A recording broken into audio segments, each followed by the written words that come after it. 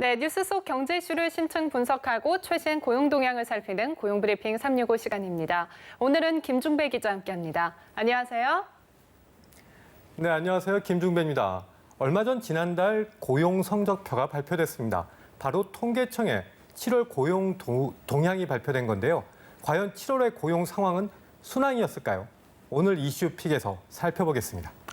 네, 최근 들어서 취업자가 계속해서 늘고 있잖아요. 7월에는 조금 어땠나요? 예, 다행히 수치로만 보면 나쁘지 않은 성적표였습니다. 지난달 취업자 수는 2,738만 3천 명으로 1년 전보다 29만 9천 명이 증가한 것으로 조사됐는데요. 18개월 만에 최대폭으로 증가한 수준입니다. 최근 취업자 수는 석 달째 20만 명대를 유지하고 있습니다. 1월엔 취업자 수가 불과 1만 9천 명이었지만 2월엔 26만 3천 명, 3월 역시 25만 명으로 회복세를 유지하다가 4월 17만 1천 명으로 잠시 멈칫한 뒤에 5월과 6월 각각 25만 9천 명과 28만 1천 명으로 증가하며 다시 증가세를 보이고 있는 거죠.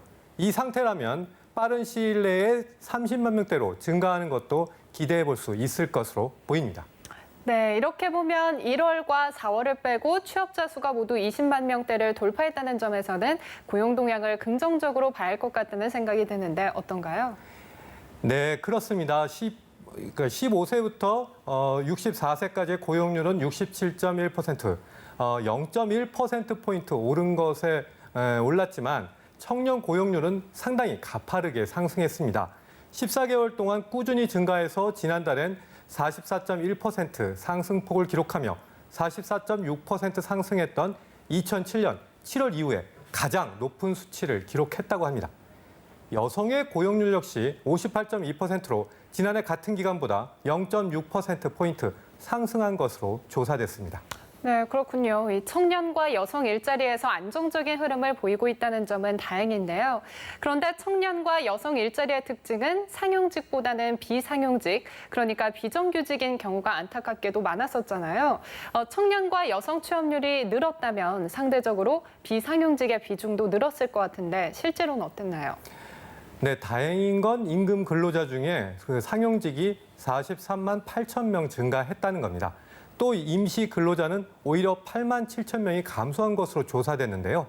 고용이 안정적인 상용직의 경우 2019년 1월과 2월엔 27만 9천 명이었지만 이후 꾸준히 상승하며 확대 흐름을 보이고 있는 상황입니다. 네, 청년과 여성의 고용 상황도 개선이 되고 있는 것으로 보이고 비교적 안정적으로 고용되는 근로자도 늘고 있으니까 그만큼 취업자 수 견인에도 큰 영향을 미쳤다 이렇게 볼 수 있을까요? 네, 하지만 지난달에 전체 취업자 수를 가장 강하게 견인한 건 60세 이상의 고령층의 힘이 컸습니다. 지난달 60세 이상의 취업자 수는 37만 7천 명이었는데요. 이처럼 고령층의 취업자 증가세가 계속되는 이유는 공공근로 일자리가 늘고 있기 때문입니다. 정부가 올 한 해 동안 공공일자리 96만 개를 창출하겠다는 계획을 내놓으며 이와 함께 고령층을 위한 공공일자리가 증가하며 해당 연령층의 취업자도 상승하고 있는 그런 겁니다. 네, 그렇군요. 이 상황이 이렇다면 실업자 수는 어느 정도 줄어들었나요? 네, 아쉽게도 실업자 수가 줄지는 않았습니다. 지난달엔 6월과 마찬가지로 실업자 수도 늘었는데요. 지난달 실업자 수는 지난해 같은 기간 대비 5만 8천 명이 증가한 109만 7천 명으로 집계됐습니다. 이는 외환위기의 여파가 가시지 않았던 1999년 이후 최대치를 기록한 것이라는 그런 수치도 나왔습니다. 네, 그렇군요. 이번 달도 취업자 수와 실업자 수가 동시에 상승을 했는데요. 이렇게 취업자와 실업자 수가 동반 상승한 이유는 뭘까요? 네, 일반적으로 취업자 수가 늘면 상대적으로 실업자 수는 감소하기 마련인데요. 최근 고용 동향은 전혀 그렇지가 않았습니다. 고용노동부에 따르면 이렇게 취업자 수와 실업자 수가 같이 늘었던 가장 큰 이유는 두 가지라고 합니다. 우선 60세 이상의 고령층과 같이 과거에는 비경제 활동 인구에 포함됐던 인구가 취업 시장에 새롭게 편입이 되면서 취업자의 총량은 증가했지만 유입되는 경제 활동 인구에 비해 일자리가 아직 충분치가 않아서 실업자로 분류되는 경우가 많기 때문입니다. 여기에 청년 인구의 구직 활동도 활발히 이루어지다 보니까 실업자 수는 결국 함께 늘어난다는 겁니다. 그렇다면 지금처럼 취업자와 실업자 수가 함께 증가하고 있다는 건 고용시장이 활발해지고 있다는 의미로 해석해도 될까요? 네, 뭐 그렇게 볼 수도 있겠지만 안심하기에는 아직 이릅니다. 업종에 따라 고용 상황의 편차가 심하기 때문인데요.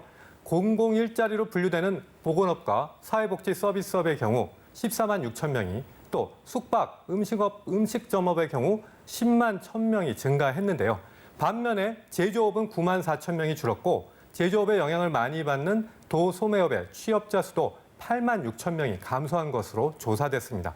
제조업과 함께 양질의 일자리로 분류되고 있죠. 금융보험업 역시 시중은행들의 점포와 임직원 축소 계획으로 인해서 5만 6천 명이 감소했다고 합니다.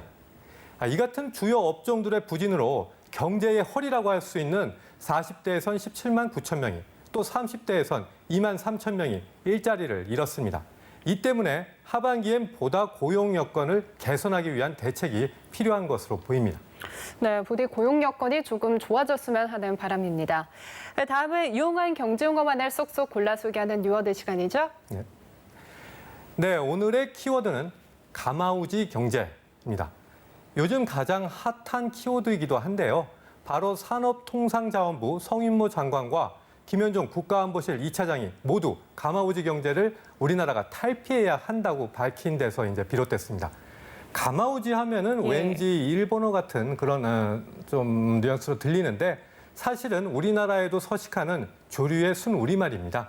중국과 일본에서는 아주 오래전에 이 가마우지의 목에 끈을 묶어두고 가마우지가 고기를 낚으면 얄밉게도 어부가 그 고기를 가로채서 낚시를 하는 그런 방법을 썼다고 합니다. 그래서 가마우지 경제라고 하면 우리나라가 핵심 부품을 일본에서 수입해서 어떤 제품을 만든 다음에 다른 나라에 수출을 해도 정작 그 핵심 부품의 마진이 높기 때문에 핵심 부품을 파는 일본이 이득을 본다, 그런 것을 뜻합니다. 이 가마우지 경제란 말이 처음 등장한 것도 1980년대 말 일본 경제평론가인 고무로 나오키가 쓴 한국의 붕괴라는 책에서였습니다. 그런데 이 문제는 이 단어가 나온 지 지금 30년이 흘렀죠. 그럼에도 불구하고 여전히 우리나라 수출의 이제 고질적인 이런 취약 구조를 말할 때면 여전히 가마우지 경제가 언급되고 있다. 이것이 문제로 지적되고 있습니다. 네, 안타깝네요. 언젠가는 이 가마우지 경제에서 탈피했어야 했는데 결국에는 일본 수출 규제라는 초유의 사태까지 왔잖아요. 그렇습니다. 우리 수출 구조의 취약한 부분이 여실히 드러나는 시기가 된 것 같아요. 네, 그렇습니다. 이 때문에 성인모 장관은 우리 수출 구조를 가마우지 경제에서 벗어나 펠리컨 경제로 바꾸겠다고 언급을 했는데요. 펠리컨 경제라고 하면 주머니에 먹이를 담아서 자기 새끼에게 이제 먹이는 게 이제 펠리컨의 습성이죠. 국내 대기업과 중소기업이 함께 긴밀하게 협력해서 산업을 발전시키는 국내 산업의 선순환 구조, 그런 구조를 이제 뜻하는 겁니다. 그러니까 한국의 소재, 부품, 장비 산업의 자립도를 높이겠다는 그런 뜻으로도 이제 해석할 수 있습니다. 이 가마우지 경제를 펠리컨 경제로 바꾸겠다는 내용이 이제 의미가 있는 건 단순히 수출 자립도를 높인다는 것에서 그치는 게 아닙니다. 소재, 부품, 장비 산업의 자립도를 높이며 자연스럽게 여기에서 이제 국내 인력이 필요하게 되고요. 그에 따라 국내 제조업의 활성화도 이뤄질 수 있으리라는 그런 기대가 반영돼 있습니다.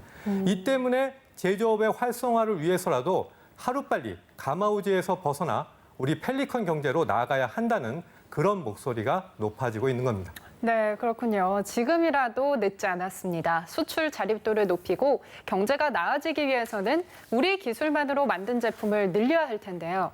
이를 통해 현재 부진을 면치 못하고 있는 제조업에도 희망이 찾아오기를 바라겠습니다. 네, 오늘 김종배 기자 함께했습니다. 고맙습니다. 고맙습니다. 지금까지 고용브리핑 365였습니다.